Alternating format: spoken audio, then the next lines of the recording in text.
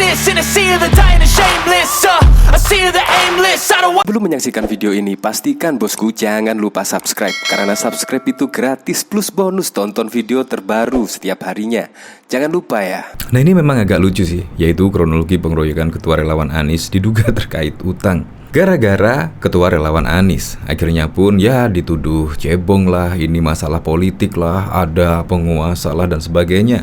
Tetapi ternyata ketika diselidiki, ternyata pengeroyokan tersebut terkait masalah hutang piutang. Ini bahkan juga ditanggapi oleh Denny Siregar, mirip mah KNPI Haris. Kenapa masalah kelompok mereka ini selalu sama ya? Ya kita ketahui pada saat itu ya, Haris pertama juga menghebohkan publik, yaitu Haris dikeroyok oleh debt collector. Padahal sebelum diketahui hal tersebut ya narasinya sih karena KNPI Haris sering mengkritik pemerintah, sering mengkritik ini itulah, akhirnya dikeroyok. Tetapi setelah dilakukan penyelidikan ternyata debt collector yang mengeroyok Haris pertama tersebut. Memang sih akhir-akhir ini politik kita sangat panas sekali. Ketika ada berita seperti ini, seharusnya kita mencari kebenaran dan mencari referensi-referensi lainnya. Kenapa sih ini dikeroyok? Jadi kita harus benar-benar menunggulah rilis dari pihak kepolisian yang menangani kasus tersebut. Tetapi setelah dilakukan penyelidikan ternyata di luar dugaan kita semua. Ternyata hanya masalah hutang piutang. Coba kita lihat komentarnya di sini ya. Maklem, ngarep jagoannya jadi presiden dan mereka buat kursi komisaris kesasar jadinya miris. Itu kenapa mereka ngebet banget untuk mengangkat Anies jadi RI1 supaya bisa buka keran-keran yang selama ini ditutup oleh Presiden Joko Widodo. Dari sini kita lihat akhlak perilaku pendukungnya dengan yang didukung. Bahkan di sini juga ada judul yang menarik sih, yaitu sering bahas hutang Jokowi tetapi lupa hutang sendiri. Ketua Relawan Anies bonyok. Iya, kadang-kadang kita itu sering lah membahas hutang Presiden Joko Widodo, membahas hutang negara, tetapi kita lupa dengan hutang sendiri di mana-mana. Dan akhirnya sampai ya begitu deh. Ya memang apalagi kalau ngomong hutang pemerintah ya. Tetapi tidak dipikirkan aset-aset milik negara yang sekarang ini juga bertambah 400%, 4 kali lipat dibandingkan hutang yang naik hanya 65% saja. Yang dulu hanya 4.000 triliun sekian, sekarang aset pemerintah sudah hampir 15.000 triliun. Kita memang ya cenderung memikirkan hutang pemerintah, padahal aset-aset Indonesia juga terus bertambah, apalagi pembangunan tol, pembangunan macam-macam itu juga menambah nilai aset di dalam negeri. Jadi seharusnya dihitung juga. Jadi tidak hanya membahas hutang Presiden Jokowi, tetapi juga aset-aset negara bertambah berapa. Dari berita ini, yaitu sering bahas hutang pemerintah sampai lupa hutang sendiri, walhasil bonyok dikepret penagih hutang.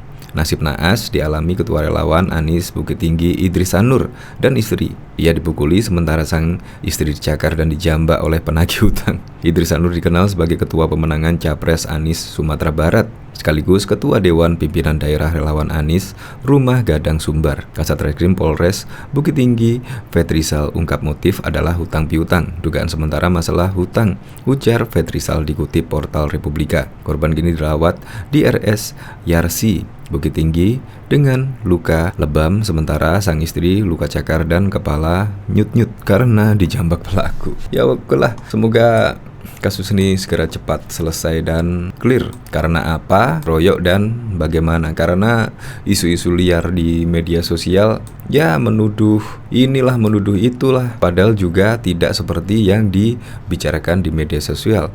Ya karena dia memang Ketua Relawan Anies, akhirnya dibawa-bawa karena politik. Padahal masalahnya jauh dari politik. Untuk lebih lengkapnya simak berita berikut ini, Good News Indonesia. Sering bahas hutang pemerintah sampai lupa hutang sendiri, walhasil bonyok dikepret penagih hutang. Nasib naas dialami Ketua Relawan Anies Bukit Tinggi Idris Sanur dan istri. Ia dipukuli sementara sang istri dicakar dan dijambak oleh penagih hutang.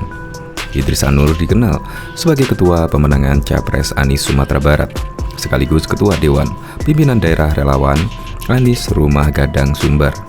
Kasat Reskrim Polres Bukit Tinggi AKP Setrisval ungkap motif adalah hutang piutang. Dugaan sementara masalah hutang, ujar Registral dikutip portal Republika. Korban kini dirawat di RS Yasir Bukit Tinggi dengan luka senjata tajam dan lebam. Sementara sang istri luka cakar dan kepala nyut-nyut karena dijambak pelaku. Karena menimpa ketua relawan Anies, tudingan motif politik beredar di jagat maya. Komentar netizen di Twitter Sharman Lawyers menarik simak. Mungkin terlalu sering goreng utang pemerintah, jadi lupa hutang sendiri, ungkapnya. Diketahui Polresta Bukit Tinggi, Sumatera Barat melakukan penyelidikan terkait kasus pengeroyokan terhadap ketua relawan bakal capres Anies Baswedan, Idris Sanur. Pengeroyokan diduga terkait permasalahan hutang piutang. Kami sudah menerima laporan dari istri korban yang menyebut korban atas nama Idris Sanur dianiaya dan dikeroyok beberapa orang di rumahnya sendiri pada Senin 2 Januari yang lalu. Kata PS Kasat Reskrim Polresta Bukit Tinggi AKP Fetrisal Selasa 3 Januari, seperti dikutip dari Antara. Menurut Fetrisal, berdasarkan laporan bernomor LBB 11/2023 Polresta Bukit Tinggi, Polda Sumbar tanggal 2 Januari 2023 tentang dugaan tindak pidana penganiayaan secara bersama-sama. Korban dikeroyok hingga tidak sadarkan diri dan dilarikan di rumah sakit. Kasus pengeroyokan tersebut dilaporkan ke polisi oleh istri Idris, Yusmina. Tempat kejadian pengeroyokan itu adalah di rumah korban yang beralamatkan di Kelurahan Birugo, Kecamatan ABTB, Kota Bukit Tinggi.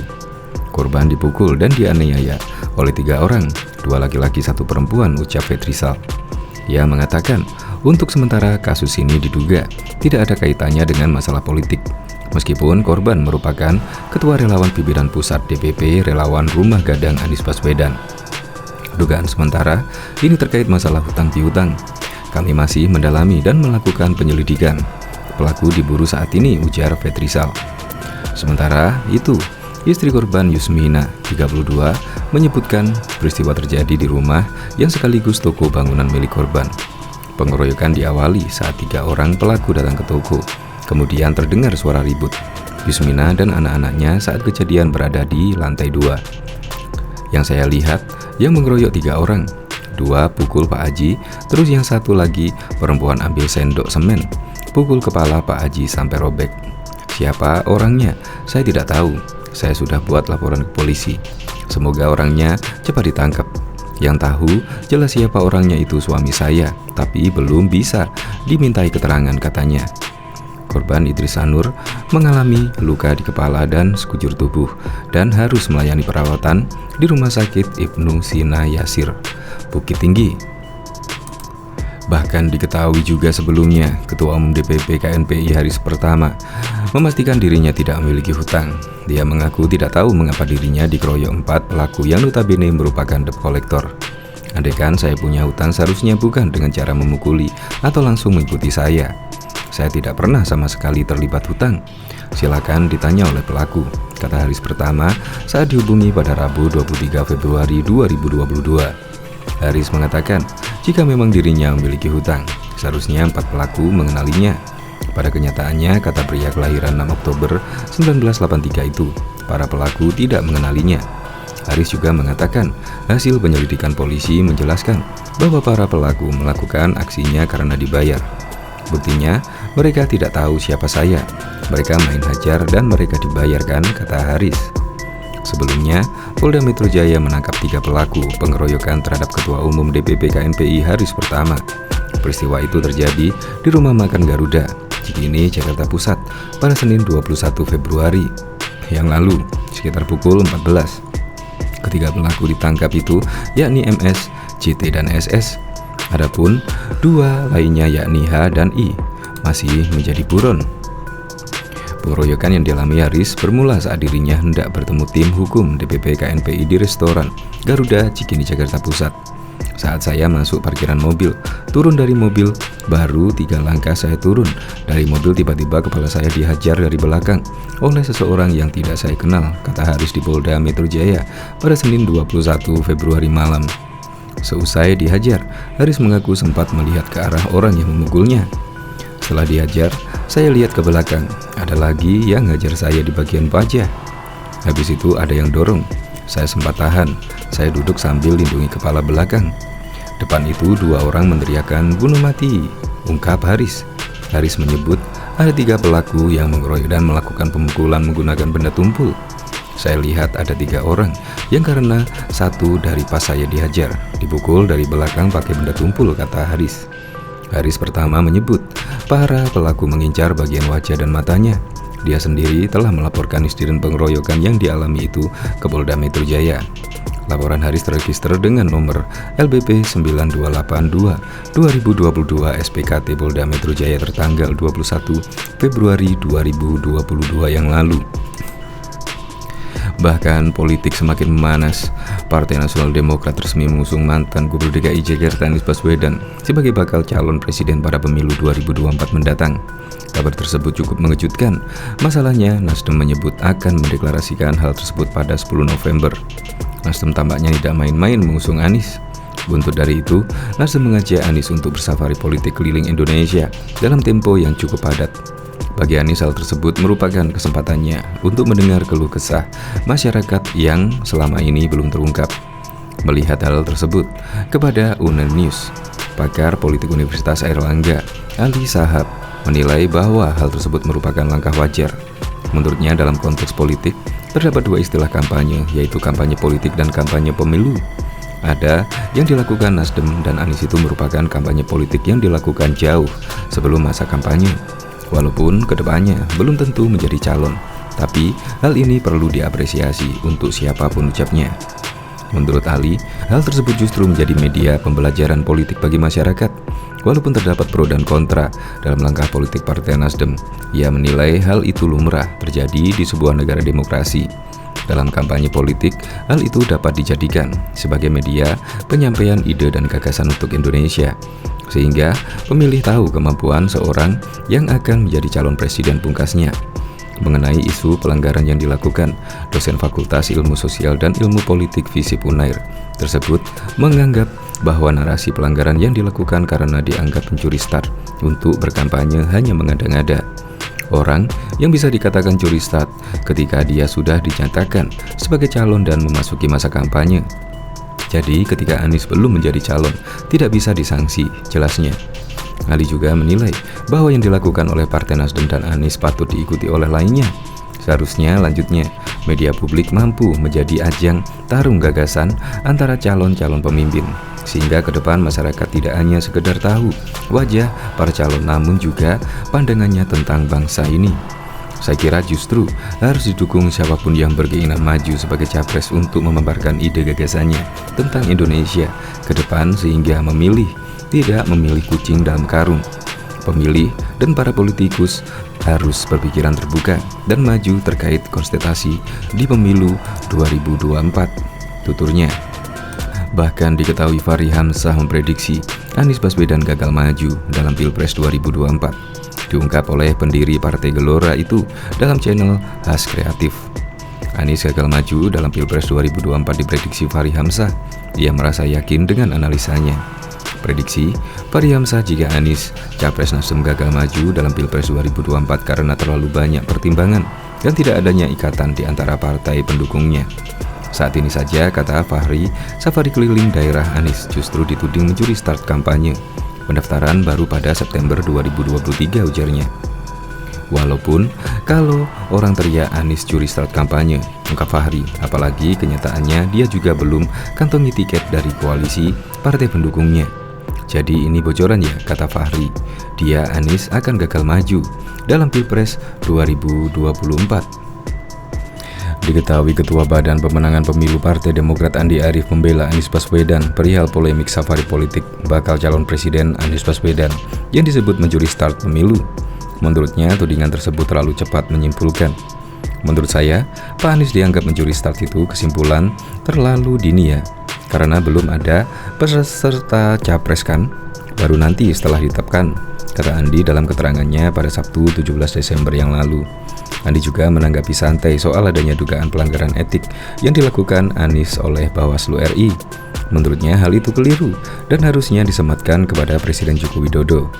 Kalau secara etik ingin dipermasalahkan, ya orang pertama yang harus ditegur adalah Pak Jokowi, karena Pak Jokowi bolak-balik mengendorse Pak Ganjar, mengendorse Pak Airlangga, mengendorse Pak Prabowo.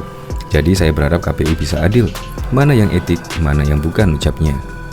Andi juga mengatakan, mengadili persoalan pelanggaran etik dalam politik sulit dilakukan. Untuk itu, dia meminta agar penyelenggaraan pemilu dapat berlaku adil. KPU harus hadir di tengah, bila perlu sekarang mengumpulkan parpol-parpol dan sebagainya untuk dikasih pengarahan. Walaupun agak sulit untuk menghentikan misalnya ada kehendak rakyat untuk mencalonkan seorang jadi capres maupun cawapres tuturnya. Termasuk kata dia, yang harus diberi pengarahan juga lembaga survei politik yang menurutnya telah mengendorse calon tertentu. Ini juga kan secara etik apakah sudah diatur atau belum, ujarnya. Sebelumnya, Bawaslu RI menilai safari politik Anies Baswedan tidak etis karena mencuri start kampanye pemilu pada 2024. Namun demikian, Bawaslu menyatakan tidak ada pelanggaran dalam safari politik yang dilakukan oleh Anies. Ditinjau dari sisi etika politik, kegiatan safari politik yang dilakukan Anies Baswedan dapat dipandang sebagai tindakan yang kurang etis, sebab telah melakukan aktivitas kampanye terselubung dan terkesan mencuri start dalam melakukan kampanye sebagai calon presiden dalam pemilihan presiden 2024 mendatang, kata anggota Bawaslu RI, Bu Adi di Jakarta pada Kamis 15 Desember 2022 yang lalu. Bahkan juga Anies Baswedan selaku bakal calon presiden yang diusung Partai Nasdem kini gencar melakukan safari politik di berbagai daerah di Indonesia. Direktur Eksekutif Lembaga Pemilih Indonesia, Boni Hergen, menilai safari politik itu menodai demokrasi elektoral. Dalam hal ini, Bawaslu harus mengambil sikap tegas dan melakukan evaluasi substantif, bukan sekedar evaluasi prosedural administratif, ujar Boni dalam keterangannya pada Jumat 16 Desember. Memang aturan kampanye berlaku bagi calon presiden yang sudah terdaftar resmi di KPU, tetapi hal itu tidak membatasi yurisdiksi dan kewenangan Bawaslu untuk melakukan pengawasan secara menyeluruh, sambungnya. Boni juga mengatakan Anies Baswedan telah mencuri start kampanye secara terang-terangan, padahal masa kampanye sudah diatur, disahkan oleh DPR RI. Hal itu tidak hanya melanggar aturan pemilu, tetapi juga berpotensi menciptakan pembelahan politik yang dini di antara masyarakat. Selain itu, Boni juga meminta Partai Nasdem bisa bersikap bijak, sebab agenda safari politik Anies juga kerap diikuti oleh para elit Partai Nasdem. Salah satu tugas pokok partai politik adalah mengupayakan pencegahan konflik di tengah masyarakat. Partai Nasdem perlu merefleksikan tugas pokok tersebut, ungkapnya. Sebelumnya, Jalan Sehat bersama Anies Baswedan tersebut akan digelar pada 27 November 2022 lalu di Kabupaten Bandung, namun kegiatan tersebut dibatalkan akibat musibah gempa bumi di Cianjur. Waktu itu, kami batalkan Jalan Sehat bersama Anies Baswedan karena kami peduli dengan saudara kita yang tertimpa musibah gempa bumi di Cianjur, kata Ketua Dewan Penasihat Nasdem Provinsi Jawa Barat, Rajif, melalui keterangan tertulis pada 15 Desember yang lalu. Insya Allah Jalan Sehat bersama Anies Baswedan kalau tidak ada halangan akan dilaksanakan pada Minggu 22 Januari 2023, terangnya. Kegiatan safari politik ini dikatakan Rajif sekaligus ajang silaturahmi ke seluruh relawan Anies Baswedan dan Jalan Sehat ini melangkah bersama menuju tahun perubahan 2024. Pihaknya berharap semua pihak dapat mendukung acara tersebut karena Jalan Sehat bersama Anies Baswedan ini selain dihadiri Partai Nasdem, tapi juga masyarakat, relawan Bandung khususnya Kabupaten Bandung dan Bandung Barat, ujarnya.